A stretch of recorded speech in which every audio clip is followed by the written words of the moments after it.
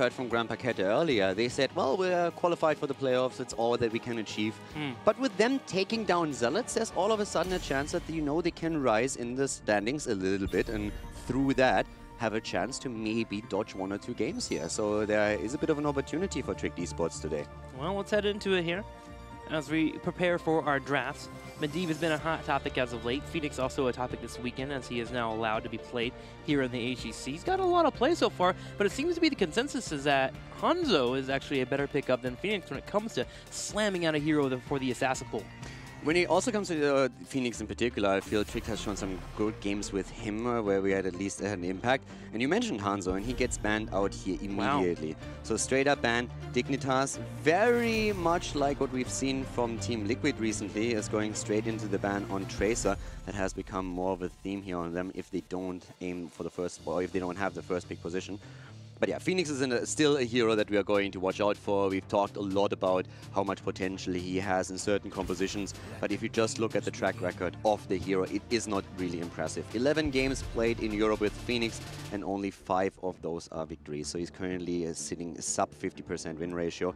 Medivh, on the other hand, he is the game changer. Yeah. And Tricked Esports with a very quick first pick here on him. He literally changes how you play the game. Your positioning suddenly is not something that you even have to think about. You have to have more teamwork, right? Yeah. You want to be able to deal with the portals that are coming your way. He can just jump across with the rest of his team and take you out.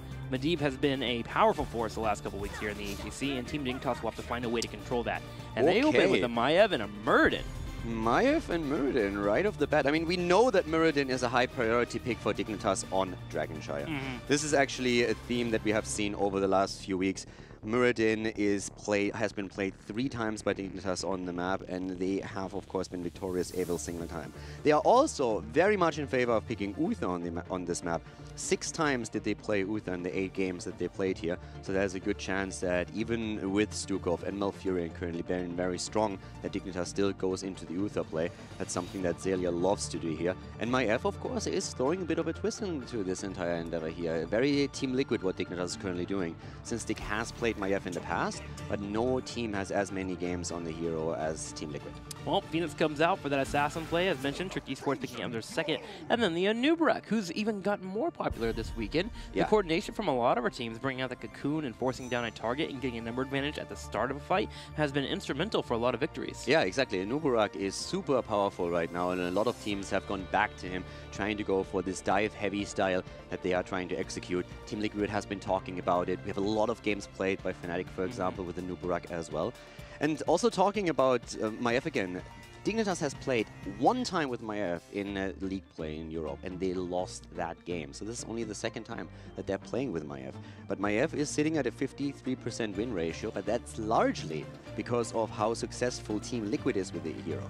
11 games played, 8 wins and 3 losses. Team Liquid excels with Maiev, and today Dignitas is prioritizing her even as an early pick. Which is a bit surprising, to be honest. I think that's really a pick they could have just postponed a bit and taken later on in the draft. Feels like they believe this is one of the best ways to deal with Medivh, so they want to grab it. So really be able to control those portals. Now, Thrall gets banned out.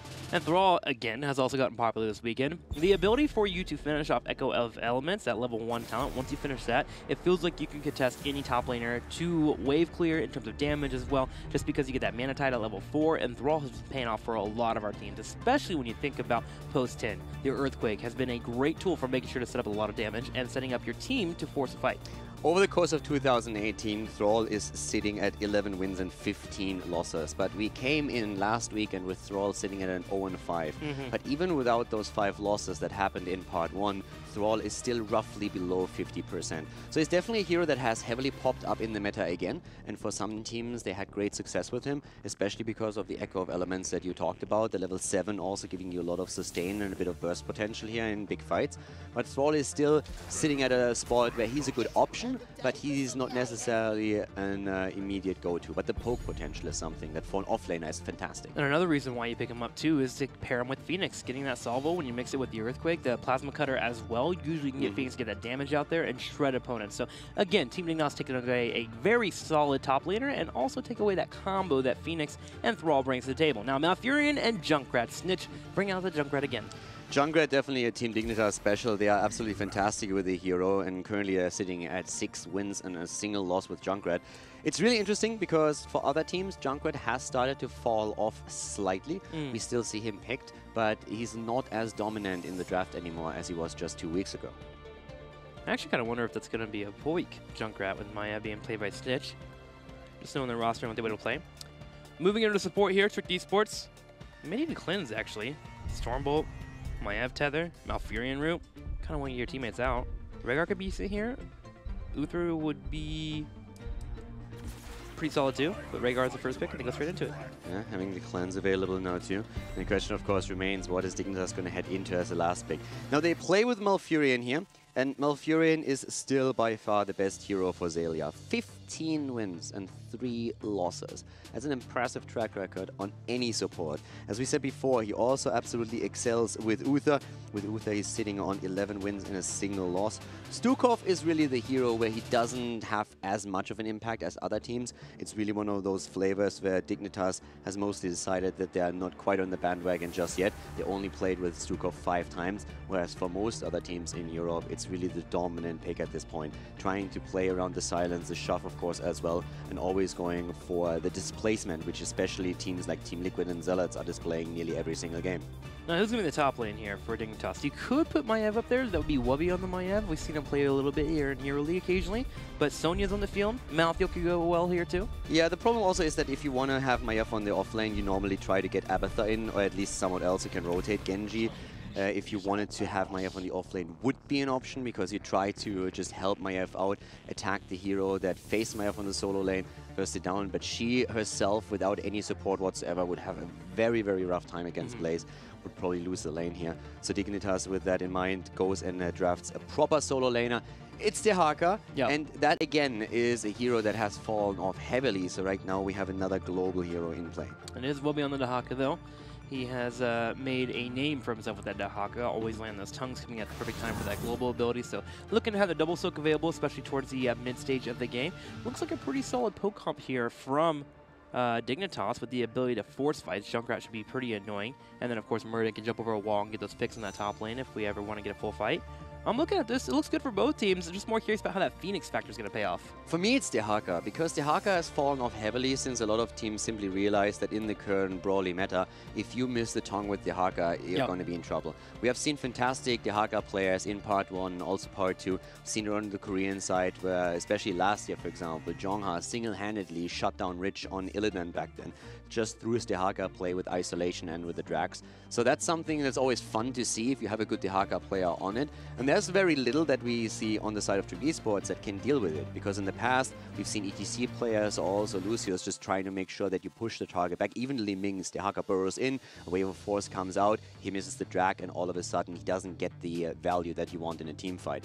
But Dignitas is the most successful team with Dehaka. They have played Dehaka 11 times and won 8 out of those 11 games. So Wubby, of course, a monster on the offlane, and he can showcase once more how much of an impact with Dehaka he can have. Part of it, too, just that on top of that, is that teams have just gotten better at dealing with that burrow coming in. A lot of teams will make sure to keep the other 4-man away and just come back and just completely collapse on the Dehaka. And if you are not on point with that burrow, or if you don't have the essence available, you get deleted. He's actually a bit of a squishy character. The one thing that Dignitas has to be careful about is that, since we saw earlier, with all the signs now going into the predictions, there is still that hashtag get tricked to be considered. So need to be careful. We don't know who's going to get tricked. It's either going to be Dignitas or Trick Esports themselves. But let's jump into game number 1 and get a first glimpse of how this series is going to go. To the left side of the map, here on Dragonshire, we have Team Dignitas with Snitch playing Maiev, Xaylia on Malfurion, Wubby on Dehaka, JPL on Muradin, and Poik on Junkrat. On the right side in the red, Alex the Pro G playing Blaze, Crosby on Phoenix, Make on Medivh, Grandpa Kit to play Rhaegar, and Rimmer. Zakat on Numerak. He's been really enjoying that Region Master at level 1 as of late. Constantly rotating around, trying to finish that off with that extra health in the late game. This is going to be a fun one here, especially Maiev as such an early pick is something that I'm especially excited about.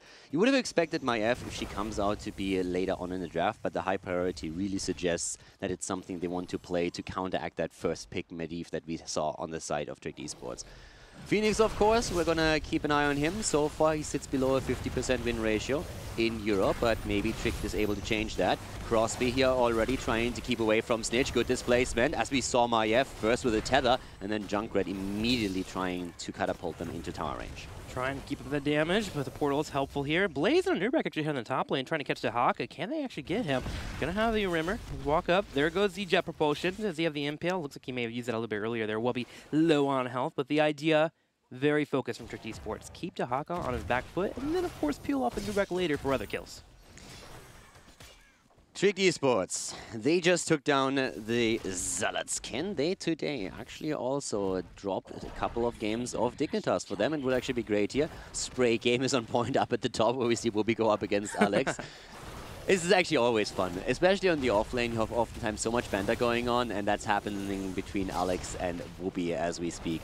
Down here, on the other hand, we have still trying to get a couple of stacks together. Phoenix Crosby, he's currently sitting at 7 on his advanced targeting. Already Snitch again with a tether. He himself gets knocked up though. Vault of the Wardens keeps him alive as he jumps over the wall and taps at the fountain to re-engage into the battle. That was scary for both Dignitas and Trick Esports. Yeah. First off, Maiev got low on health, but Malfurion kept her alive. The root from Zelia was perfect to make sure she could land that two-person tether. And Rhaegar got pulled into turret range, but because 5 members there, Trick Esports was able to go ahead and back up. Team Dignitas, however, with the 5 people in the middle, have taken both shrines in an attempt to grab the dragon. However, with Crosby rotating in the south, we're going to have that tug-of-war that we typically see on Dragonshire. It's already a lot of pressure from both teams here. We saw the kill pressure in the mid lane through Trick, and then of course the 2 shrines taken by Dignitas forced Trick Esports to go for a heavy defense here. We also have a few adjustments when it comes to build now, because when you look at the level 4 talent on the side of Phoenix Crosby, then we have target acquired, now taken. So again, we have that slight movement speed advantage after you get the basic attacks in. So super important here too, since just recently the trend has been to get the extra movement speed after your shield is depleted, just to be a bit on the safer side. So now more chase potential activated by Crosby as they are trying to just snowball these fights. And we also have that change up a level 1. I don't know if you point this out here for Dahaka, moving into tissue regeneration instead of the extra movement speed that you typically see. Looks like we're going to go for a little bit more of a tanky Dahaka. Once you're able to finish off this quest, you make sure that you are actually increasing regeneration of health. And it goes up by 4, up to about a total of 40, which is pretty insane to see there. So we'll see if that pays off for our Dahaka. Won't be seeing him flank as much, but maybe now he can be a bit of a pseudo-tank and take a little bit more of a beating. Yeah, another really important factor about Phoenix and talent adjustments is also going to be the level 7. When you get the extra damage through the plasma cutter from slow targets. It's the main reason, or one of the main reasons, why we saw Thrall being banned out. It's not only because he excels at the solo lane these days, but it's also because his synergy through the slows with Earthquake is absolutely fantastic with Phoenix. And that's exactly the reason why we are also now having Bed of Barbs taken by Remaballer as the level 4 talent on Anubarak. Just trying to provide some additional slows that Phoenix then in the later stages of the game during big team fights can capitalize on. And now they suddenly have 3 additional teammates that help out with those slows. You have the Totem, you have Blaze Oil. Going to work out for Phoenix. 7 about to hit 4 teams. At level 7 we should see that feeding frenzy from the Dahaka, which allows for him to be a little bit more annoying. It's kind of his power spike in lane, being able to reduce the cooldown on his drag, pull people underneath turrets. And speaking of Dahaka, top lane a little bit scary for him. As Rimmer and crew set up a big gank, Dahaka goes for the burrow. There's no one nearby to help out. Malfurion's on his way, but it's going to be too late. As Wubby just takes the damage. Wait a minute, does he burrow out? No way. Rimmer reads it though and gets a burrow charge. Yeah, they keep the cooldowns ready here and they are able to take him out. It takes them a long time, but they get the kill. Now they can push the lane in a bit more. Now, we've been talking a lot about Phoenix win ratio, but we also have to keep in mind that Trick Esports, the team that currently plays Phoenix here, has only played him once, and they were successful. They have 100% on Phoenix so far. We have seen different teams have different approaches to how they are playing with Phoenix, so Trick might just have the answer here and showcase how it's done. Level 7 talents are now in play, and as already predicted a bit earlier, there is the combat advantage. So now Phoenix Plasma Cutter deals the extra 50% damage to slow targets. Zelia, with an attempt at going for the Dragon Knight, gets stunned out. And talking about stuns, the Jet Propulsion is putting Snitch for a moment in a bit of an awkward spot, but he's still able to move out. Able to walk away. And it's actually kind of interesting. You talked about Phoenix a little bit, and we've seen so many different Phoenix players this weekend that we actually have different styles already formulating. Crosby's more of a safe type of Phoenix, poking, using the AoE long distance, making sure to do what he can in terms of damage, going in for Plasma Cutter once he knows the fight is won, whereas Nick might be a more aggressive stutter-stepping type of Phoenix play. It's kind of cool to see how versatile he is as a hero and what you can do with him. Speaking of being versatile, tether comes out from Snitches. He gets 3 members, pulls Grandpa Kid in, and they almost get a kill. Yeah, they're actually doing really well. Tricked currently is doing just an excellent job. The question is always, what happens once Dignitas really gets their momentum going? And this is already happening here with the Dragon Knight just now taken. Remaballer is a bit too late, so is Marke, and now the first Dragon Knight has been captured by Dignitas, and they are just excellent at running with these early game advantages, propelling themselves forward to the next talent here, and then just avalanching through the map. And that's what we're seeing from them now. It's one of the reasons why they are so successful on Dragonshire. Their coordination in their macro game is just spot on, and that results now in a track record of 8 wins and 0 losses of Dragonshire. Yeah, they've pulled 3 members of Trick Esports in the middle to deal with this Dragon, and they start beating on top of the 4. That'll have Malfurion to peel off to the bottom side, where Junkrat's already cleared out the wave, and that means they can start to clear those turrets up, maybe get damage on the fort. They really are squeezing out every ounce of lemonade when it comes to this Dragon. And they actually get a fort with the first Dragon Knight here, or at least they get it so low that they can take it at any point. Super impressive here. The 10s are in for both teams at this point. And once again, we're seeing for Phoenix, of course, the Purification Salvo. No big surprises when it comes to heroic abilities yet. Marke is holding his own back for a second, but it is going to be the Leyline Seal, not the Polybomb that we are seeing in this game. Quite a lot of tools that they still have for control in those fights. Have the Leyline Seal, have a Cocoon, and of course then also the layer defenses with Bunker in particular. Now looking over to Wubby, just to keep an eye on his tissue regeneration. Currently at 6 stacks out of the 10 they need, so it looks like an extra 24 health. The regeneration popping out for him every second, so that's nice to see. Going to be having Team Dignitas grouping up on the bottom with this Night Cam, but Trick Esports clears it up really quick though. Team Dignitas in a position where they can try to siege down this fort a little bit after they clear out these Giants, and Dahaka can go on to double soaking duty, which he is doing now as he heads to the middle lane. Yeah, we also have Marke completing his quest on Medivh, so super important for him. It elevates or relieves a bit of the pressure that he was definitely feeling in a lot of these fights. And he just got targeted a second ago by Muradin before that happened. Talking about getting targeted, Gran Paquete needs to be careful here. Poik was actually attempting to push him in with the displacement through Junkrat. That didn't quite work out. Wubby gets body blocked in the mid lane. Alex with a fantastic stutter step, even dropping the bunker. But it's not gonna be enough. Wubby survives, even with the Purification Salvo coming in. Snitch also still in play, and Gran Paquete is low and has to hightail it out of there. Nice fight by Tricked and a really good attempt, but Team Dignitas with a turnaround attempt. And Poik was so close to getting kills there, even dropping down that mine to try and knock back Blaze, who was going to go for the portal. Had he got the knockback, could have gone to the turrets. And as you mentioned, Grandpa Kid getting low, but so far, this has been a close series in terms of brawling, but no results yet. Only 1 kill so far for Trick Esports. Exactly. We have a single kill 8 minutes into the game, even with the Dragon Knight that was captured earlier. Now, Dignitas, of course, running with that experience advantage they gained by taking down the structures in the middle. They will have the earlier level 13 talent, but Tricked is still aggressively looking for potential kills, especially against Dahaka. Dahaka playing a bit safe here in the top lane. It's going to help out with that Night Cam. He sees there is at least 2 up here in the top lane, as Trick Esports will be doing their best to grab the Shrine, but this should open up Team Dignitas on the bottom. They actually get a bit aggressive. They grab the Giants to the left. You see Snitch here on the top right. 1, scouting out if anyone's be rotating through that choke, but 2, if Medivh ever drops down, he can help dive this fort with the rest of his team. Trick Esports on the other side are looking for a 4-man gang on Dahaka on the top, and Wubby is just playing safe. Yeah, they can try and trade here now, though. This is really good for Trick because they might lose the fort at the bot lane, but if they're actually fast enough to push through the top here, that would be a decent trade for them in terms of experience. Their issue is that Dignitas, of course, doesn't stop at the fort. They are now trying to pressure the keep itself, and that's when Trick has to decide how they're going to deal with it. They need to rotate here, especially since we are having the Siege Giants helping out and just making that push even stronger. This has been a great push for Dignitas. The Keith turret, as you mentioned, the gate already down. Rimmer's in position for that flank. But remember, Dahaka can come down at any point. Dahaka is able to save his fort in the top lane as well. Cocoon comes out on Malfurion. Dahaka will rotate down. Alex is ready for it as he looks towards it. Isolation comes out and lands on Rhaegar. That prevents the Ancestor healing. The Purification Salvo is in. The cage comes through. A Snitch goes deep. Alex needs to be careful here. Once again, the drag just as the portal is there. Marke is trying to keep Phoenix alive, but it's not enough. Great play here by Dignitas, and once again the Dahaka tongue coming through and ending Phoenix as he was going deep. Tricked didn't have 13 for the fight. Unfortunate for them here, and great play by Dignitas with a fantastic kill initiated by Wubby.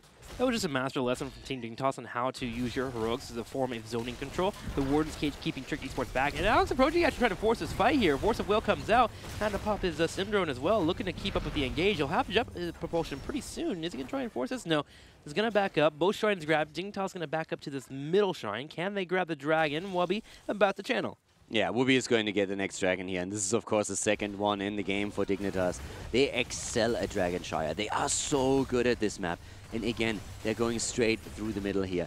JPL, even with the invade, they of course see that the camp is being taken here, and they want it. They're going to try and get it here. The Cocoon comes out as Remaballer is attempting to steal it away, but Junkrat is denying it immediately. Poik, on the other hand, finds himself in an awkward spot. They get the kill against Rhaegar, and they take down a Nuburak with Junkrat surviving through all of it.